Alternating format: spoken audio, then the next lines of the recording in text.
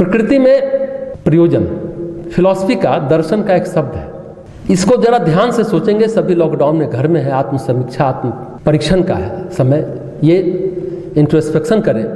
हम देखते हैं कोई घटना के पीछे कोई ना कोई, प्रकृति माता का मातृ दिवस पर भी बात कर रहे हैं हम लोग, कोई ना कोई प्रयोजन छुपा होता है। आप अपने जीवन में देखें, हम लोग अपने जीवन में देखते हैं, अगर हर एक घटना में उसका प्रयोजन ढूंढ निकालें तो वो घटना हमें कुछ ना कुछ देकर जाएगी, कुछ उपहार देकर के जाएगी। ये प्रश्न हमें आपको निरंतर पूछना चाहिए, हर समय होना चाहिए कि हम हर घटना में कोई प्रयोजन निकाल पाते हैं क्या, खोज पाते हैं क्या। सच ये है कि उत्तर क्या हम देंगे, नहीं, हम किसी घटना के पीछे कोई प्रयोजन नहीं खोज पाते, बस यही कमी रह जाती है। इसलिए हमें बार बार जीवन मिलता है। इसलिए परम पूज्य गुरुदेव कहते हैं प्रयोजन खोजो, प्रकृति की हर घटना का प्रयोजन खोजो। गुरुदेव कहते हैं प्रयोजन खोजते ही जीव शिव बन जाता है, जीव शिव की ओर बढ़ने लग जाता है।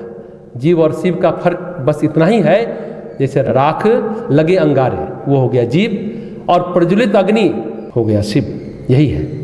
तो ये बात है सृष्टि में संतुलन का सिद्धांत। सृष्टि में संतुलन का सिद्धांत को भी समझने की कोशिश करेंगे। ये संतुलन के लिए ही लॉकडाउन है, पर्यावरण ठीक हो रहा है, सारे प्रदूषण दूर हो रहे हैं, लेकिन प्रयोजन ढूंढें, जीव से शिव की ओर यात्रा करें, ये तो बार बार जन्म मिलेगा। परम पूज्य गुरुदेव कहते हैं इस बात को। सृष्टि में संतुलन का सिद्धांत है, ध्यान से समझेंगे। किसी विचार के हमेशा एक विपरीत विचार होता है, हमेशा विपरीत विचार होता है, जो मूल विचार को भ्रमित भी करता है। मूल विचार, कभी कभी विपरीत विचार आएगा, कुछ कुछ होगा तो मूल विचार से हम भ्रमित होने लगते हैं। ये विज्ञान में भी है, साइंस में भी है, सोशल साइंस में भी है, समाज विज्ञान में भी है, अध्यात्म में भी है, फिलॉसफी में भी, दर्शन में भी, सभी जगह है। किसी भी तत्व का विपरीत तत्व होता है। इसे सृष्टि में संतुलन का सिद्धांत कहते हैं। क्रोध का संतुलन किससे होता है? शांति से। दुनिया में जितने अच्छे काम होते हैं ना, उसका विरोध होता ही होता है। ये सृष्टि के संतुलन का सिद्धांत है। हम सभी जो व्यक्ति सुन रहे हैं ये सारी बातों को, इसको समझने की बात है। अगर हम इसकी सही व्याख्या करें, सही विचार इसको करें कि किसी भी विचार का विपरीत विचार जो होता है, क्योंकि संतुलित करना है सृष्टि को। जैसे जहाँ पर जहरीले सर्प होते हैं तो जहर के काट का वैसे ही जड़ी बूटी, वैसे ही वनौषधि भी वहाँ पर पर्याप्त मात्रा में पाई जाती है। जिस इलाके में जो बीमारी होती है उस इलाके में वैसे ही शाक सब्जी औषधि प्रकृति उत्पन्न करती है। ये संतुलन का सिद्धांत है। लगता है विरोध की बात, लेकिन संतुलन का सिद्धांत है। यह संतुलन दर्शन शास्त्र में हो, सामाजिक विज्ञान में हो, हर एक विज्ञान में हो, ये सब अलग अलग नहीं है, ये सभी जगह है। कहने का मतलब है कि सृष्टि में संतुलन का सिद्धांत, जिसको हम विपरीत कहते हैं, विपरीत होगा तभी संतुलन बनेगा। स्त्री है तो पुरुष होगा, लड़का है तो लड़की होगी, बच्चा है तो बूढ़ा होगा। यह है संतुलन का सिद्धांत। आपने देखा भी होगा सर्प और नेवला की लड़ाई। सर्प अगर नेवला को काटता है तो नेवला दौड़ के जाता है, जड़ी बूटी में से कुछ सूंघ करके आता है और फिर सर्प को पटकने आ जाता है। मूल विचार तब भ्रमित होता है जब हम उसके संतुलन को खोजते नहीं हैं। जैसे विज्ञान भी कहता है मैटर है तो एंटी मैटर है, दुनिया में है तो ब्लैक होल भी है।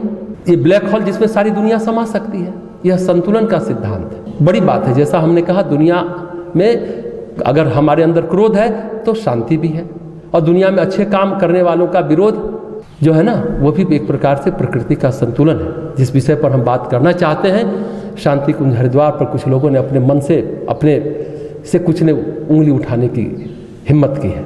आइए उस पर बात करते हैं। शांति कुंज क्या है? शांति कुंज 21वीं सदी की गंगोत्री है, ज्ञान की गंगोत्री। अखिल विश्व गायत्री परिवार का केंद्र है, हम लोग का गुरुद्वारा है। परम पूज्य गुरुदेव ने इसे टकसाल कहा था, नए मानव को गढ़ने का टकसाल। लेकिन कभी कभी यही सृष्टि के संतुलन का सिद्धांत भी कभी कभी काम करता है। उससे हमें विचलित नहीं होना चाहिए, मूल सिद्धांत से भ्रमित नहीं होना चाहिए, इसलिए हमने ये बातें कही। दरअसल संस्कार और संस्कृति का केंद्र है शांति कुंज हरिद्वार, और उसी का उपकेंद्र है ये सहरसा शक्तिपीठ। संस्कार और संस्कृति का केंद्र है। जब 1971 में ये शांति कुंज बना, उस समय जो कन्याएं आती थी तो गुरुदेव ने उनको क्या दर्जा दिया? देव कन्या। जबकि अन्य प्राचीन काल के मंदिरों में उस समय की जो सेवा कार्य करती थी उन्हें देवदासी कहा जाता, लेकिन परम पूज्य गुरुदेव ने क्या नाम दिया? देव कन्या। गायत्री परिवार का शुरुआती से नारा है, 21वीं सदी नारी सदी का नारा दिया। ये घोषणा गायत्री परिवार ने 70 साल 80 साल पहले ही दी है। क्यों कहा गुरुदेव ने? इस बात को समझने की कोशिश करेंगे। नारी जागरण की बात जो हम लोग के 7 आंदोलन में प्रमुख आंदोलन है, क्यों कहा गुरुदेव ने? क्योंकि गुरुदेव ने कहा, जो हम लोग का सिद्धांत भी है, नारियों का मूल्य जीवन से ज्यादा माना गया है। ध्यान से सुनेंगे, नारियों का मूल्य जीवन से ज्यादा माना गया है। और दूसरी बात, अपने शांति कुंज हरिद्वार में शालीनता, शिष्टाचार, सदाचार का प्रत्यक्ष आचरण का परिचय हमें वहां मिलता है। हम लोग को सिखाया गया, बताया गया, जितने भी लोग वहां सत्र करते हैं उनको बताया जाता है। जो भी लोग आते हैं वो देखते हैं प्रमाण के रूप में संस्कारों की बातें, संस्कृति के छोटे छोटे सूत्र जो परम पूज्य गुरुदेव ने बताए हैं वहां प्रशिक्षण में दिया जाता है। सबसे बड़ी बात, जाति पाति नर नारी के भेद को परम पूज्य गुरुदेव ने मिटाया। शांति कुंज ऐसी जगह है जहां शुरू से कौन जाति कौन धर्म के हैं, एक ही पंगत में बराबरी के साथ सभी खाना खाते हैं, रहते हैं, जाते हैं, आते हैं, प्रशिक्षण में भाग लेते हैं। कोई नहीं पूछता आप किस धर्म संप्रदाय के हो, किस जाति पाति के हो। जहां संस्कृति और संस्कार का जीवंत परिचय मिलता है, उसका चित्रण मिलता है, वहां इस तरह की निरर्थक बातें, ओछी बातें होना बड़ा अजीब लगता है। हाँ, कुछ लोग कुछ वर्षों से षड्यंत्र कर रहे थे, कहना यूं चाहे कि दुरभि संधि कर रहे थे, लेकिन मानव समाज है, ह्यूमन साइकोलॉजी है, ये बातें होती हैं। कई बार उदारता, सहनशीलता में ऐसे व्यक्ति को तरजीह नहीं दिया जाता। अगर उस समय इस बात को गंभीरता पूर्वक लिया जाता, तरजीह दिया जाता, जो सज्जन ये सब बातें आज फैला रहे हैं, ये बातें टीवी मीडिया पर कर रहे हैं, उन्हें उसी से में हटा दिया गया होता। लेकिन उनकी पत्नी बीमार है, उनकी सेवा, सुरक्षा, मेडिकल व्यवस्था, दवा का खर्च, दूध फल का खर्च, आखिर शांति कुंज किस आधार पर दिया जाता रहा? संस्कृति और संस्कार के आधार पर दिया जाता रहा।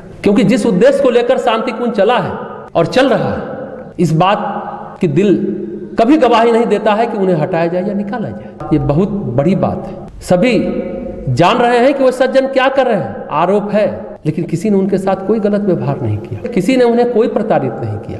और दूसरा काम जो शांति कुंज हरिद्वार का है, जो अखिल विश्व गायत्री परिवार का है, एक महत्वपूर्ण बात है। राष्ट्रीय स्तर पर, अंतर्राष्ट्रीय स्तर पर जो सनातन संस्कृति का कार्य कर रहा है, जो गायत्री परिवार के द्वारा चल रहा है, तो उसके विरोधी तो नेचुरली बहुत हो जाएंगे। ईर्ष्या करने वाले लोग, द्वेष करने वाले बहुत हो जाएंगे, और कई बार वे अपना कार्य करने में एक हद तक संपन्न भी हो जाते हैं, मतलब सफल भी हो जाते हैं। कई संस्थाओं में ऐसे पहले भी होते रहे। अच्छे लोगों के बीच कुछ ओछे लोग इकट्ठे हो जाते हैं, तो थोड़ी देर के लिए दिशा लगती है, बदल गई, लेकिन वो अस्थायी होता है, ऐसा कुछ नहीं होता। सबसे आश्चर्य की बात है, जो ये सारी बातें नकारात्मकता फैला रहे हैं, उनके साथ कितना सकारात्मक बर्ताव हो गया जो सभी लोगों ने देखा। लेकिन दुनिया में से बहुत से वारदात हुए हैं, बरगला कर किसी से हल्के फुल्के बयान दिला दिए जाते हैं। लेकिन जब हम लोग भी इस बात का दृढ़ विश्वास रखते हैं कि जब परत दर परत छानबीन होगी तो सत्य सामने आ जाएगा, सांच को आंच क्या है। और जहां तक श्रद्धेय डॉक्टर प्रणब पंड्या साहब की बात है, एक सुसंस्कारित व्यक्तित्व है उनका, संस्कारित व्यक्तित्व है, सुलझा हुआ व्यक्तित्व है। अखंड ज्योति पत्रिका के संपादक हैं, देव संस्कृति विश्वविद्यालय के कुलाधिपति हैं, 100 से अधिक पुस्तकों के लेखक हैं, कह सकते हैं, देश विदेश में सम्मानित है। परमाणु अनुसंधान केंद्र नासा ने उन्हें आध्यात्मिक वैज्ञानिक की उपाधि दी है, और साधु वाला जीवन शैली जीते हैं। वैज्ञानिक अध्यात्मवाद के प्रणेता हैं, प्रवक्ता हैं। आचरण और व्यवहार में मर्यादाओं का पालन उनसे होता रहा। लेकिन ये अचानक कैसे हो गया? कभी कभी बातें गले नहीं उतरती। उन्होंने राज्यसभा की सदस्यता को त्यागा। शरीर पर इतने कष्ट रहते हुए परम पूज्य गुरुदेव के बरद शिष्य होने के नाते पूरी दुनिया में विचार क्रांति अभियान को फैलाया और कहा, गुरुदेव ने जो कहा नारा, हम बदलेंगे तो युग बदलेगा, हम सुधरेंगे तो युग सुधरेगा। विचारों को फैलाते रहे, वैज्ञानिक अध्यात्मवाद को फैलाते रहे कि आने वाला युग कैसा होगा। जो गुरुदेव का सपना है, उस कल्पना को साकार करने के लिए अपने शरीर का भी ध्यान नहीं रखा। और जहां तक आदरणीय शैलबाला पंड्या जी की बात है, जिन्हें हम लोग जीजी के नाम से पुकारते हैं, हमें याद है हमारे एक वरिष्ठ कार्यकर्ता ने हमें कहा था 75 में कन्या प्रशिक्षण शिविर लगा था, तो वहाँ जो लड़कियाँ आती थी वो आदरणीय शैलबाला पंड्या उसकी संरक्षिका होती थी, इंचार्ज होती थी। देव कन्या शिविर की प्रिंसिपल हुआ करती थी। कब से? 75 से, जिनके संरक्षण में लड़कियाँ बहुत सुरक्षित महसूस करती थी। मातृत्व जो उनसे छलकता था उसका प्रत्यक्ष अनुभव करती थी। वैसे महिलाएं हमें मिली हैं। जब उनकी शादी वादी हो गई, अब तो बड़े हो गए, वो लोग शैल जी के लिए ऐसी बातें कहते थे। कितनी लड़कियों की शादी कराना, शादी के बाद अलग से उपहार देना, सारी सामग्री देना, ऐसा व्यक्तित्व किसी कन्या को प्रताड़ित कर सकता है। सोचना भी बेईमानी लगता है। क्यों करेगी? उसे क्या मिलेगा? हाँ, अगर गार्जियन है, अभिभावक है, डांट डपट होता है, ये संभव है, ये स्वाभाविक भी है। स्कूल के शिक्षक भी स्वाभाविक रूप से ऐसा करते हैं कि अनुशासन बना रहे। अनुशासन तभी संभव है जब थोड़ा आपको एक आंख दुलार की, एक आंख सुधार की रखनी होगी। तो एक सुधार की भावना होती है, प्रताड़ित करने की भावना तो कतई नहीं होती। हाँ, परिष्कार की भावना होती है। दरअसल आदरणीय शैलजी जी शांति कुंज में आने वाले हर एक देव कन्याओं की संरक्षिका भी है और शिक्षिका भी है। इतने लोग, हजारों नहीं लाखों लोग वहाँ जाते रहे। सबसे नियमित प्रातःकाल मिलना, 2 मिनट का व्यवहार ही सभी लोगों को अभिभूत कर देता है, आह्लादित कर देता है। जो गए हैं उनसे आप पूछ सकते हैं, जो गए हैं इस चीज़ को महसूस कर सकते हैं। उनका सहज अनुभव सभी लोग करते रहे और उनसे आशीर्वाद पाते रहे। हालांकि जिस आदमी के भाव खराब होते हैं, इंटेंशन खराब होते हैं, जैसे सुअर को कभी सुगंध नजर नहीं आता, दुर्गंध ही नजर आता है। सभी चीजों में दुर्गंध नजर आता है, वह सुगंध देख ही नहीं सकता ऐसा व्यक्ति जिसके इंटेंशन खराब होते हैं। उस आदमी की इतनी सेवा के बाद लगता है कि कुछ व्यक्तिगत बैर होगा, कुछ बड़े षड्यंत्र के वो हिस्सा होंगे जिसके कारण ऐसा कुकृत्य हो गया। इस तरह की बातें गायत्री परिवार के बारे में वो बोल रहे हैं, क्योंकि उनके इंटरव्यू को देखने से लगता है कि कहीं ना कहीं परेशान रहने के कारण मनोरोग के शिकार हो गए। विचार उनका विशृंखलित लगता है, बातों में कोई तारतम्य नहीं दिखता।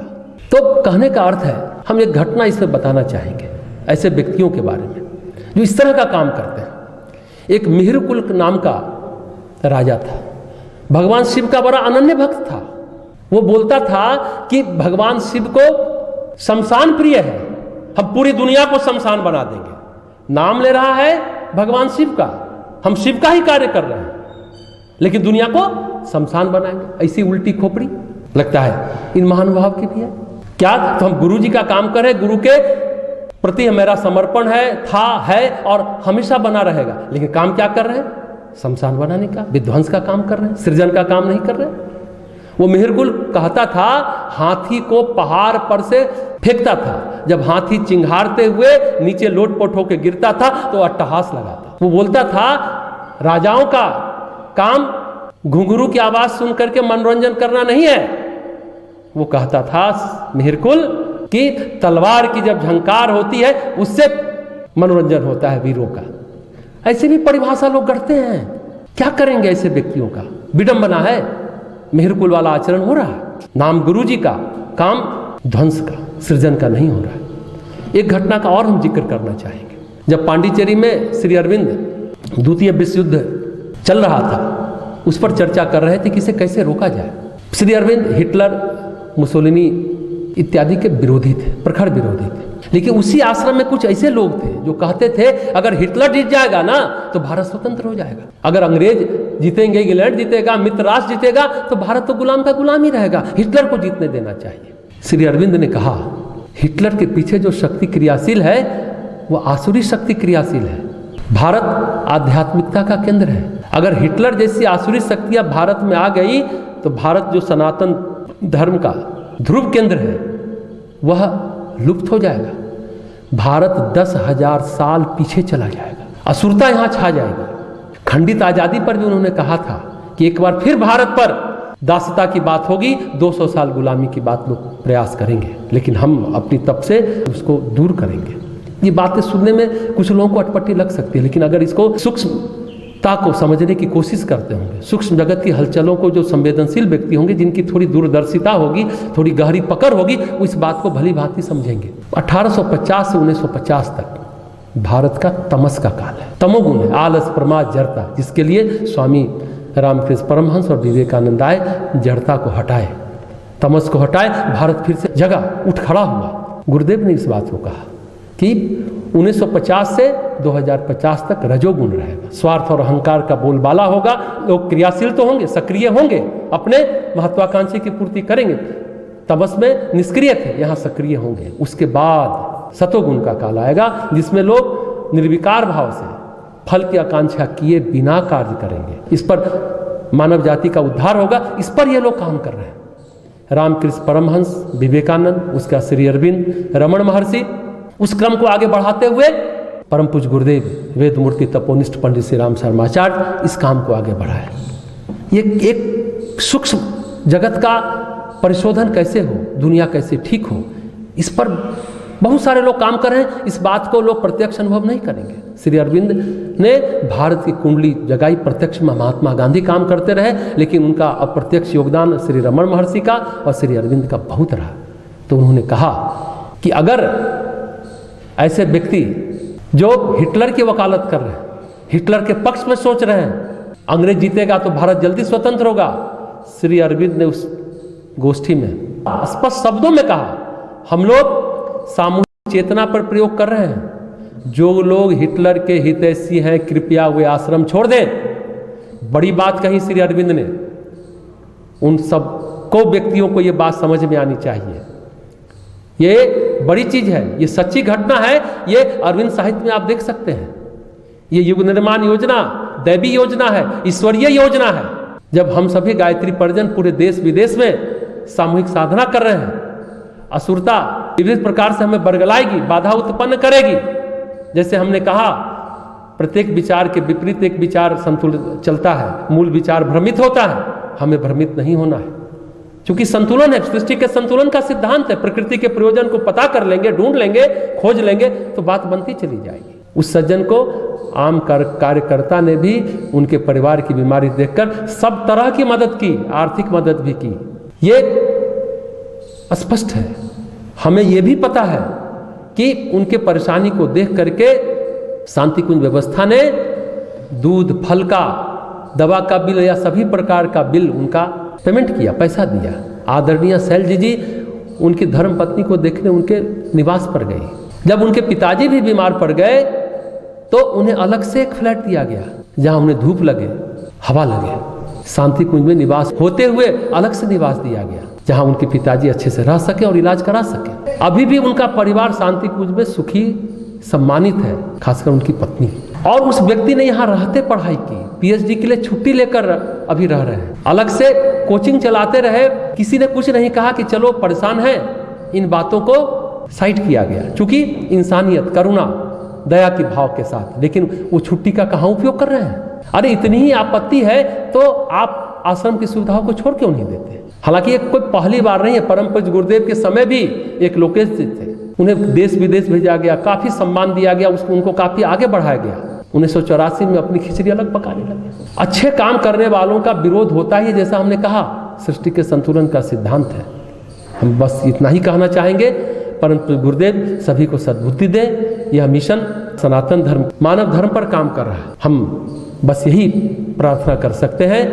माँ गायत्री, आज मातृ दिवस है, कि कोरोना वायरस खत्म हो, प्रकृति माता की तरह हमें संरक्षण दे। हम लोग ही माँ के अनुशासन को माने, प्रकृति के नियमों को न बदलें। वेद माता, देव माता, विश्व माता, आदि शक्ति, जगत जननी माँ गायत्री जो सतज्ञान की देवी हैं, प्राण का त्राण करने वाली हैं, करती रही हैं। वेद माता, देव माता, विश्व माता के रूप में हमें संरक्षण दे और हम लोगों को अनगर से सुगढ़ बनाए। निरंतर हम सभी परिजन अपने जीवन को गुरु अनुशासन में रखकर इस दैवी योजना को आगे बढ़ाएं और उसे पूर्णता तक पहुंचाएं।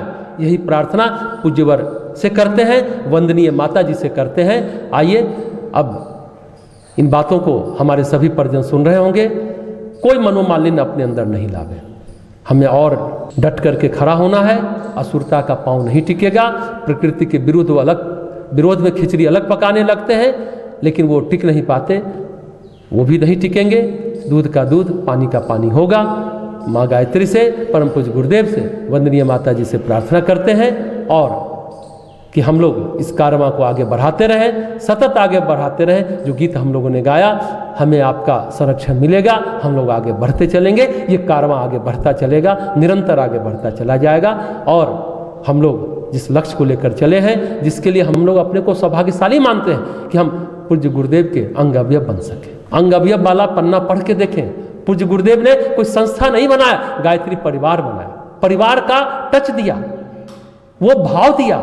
वहां जाने पर लार्जर फैमिली जिसको कहते हैं वो है।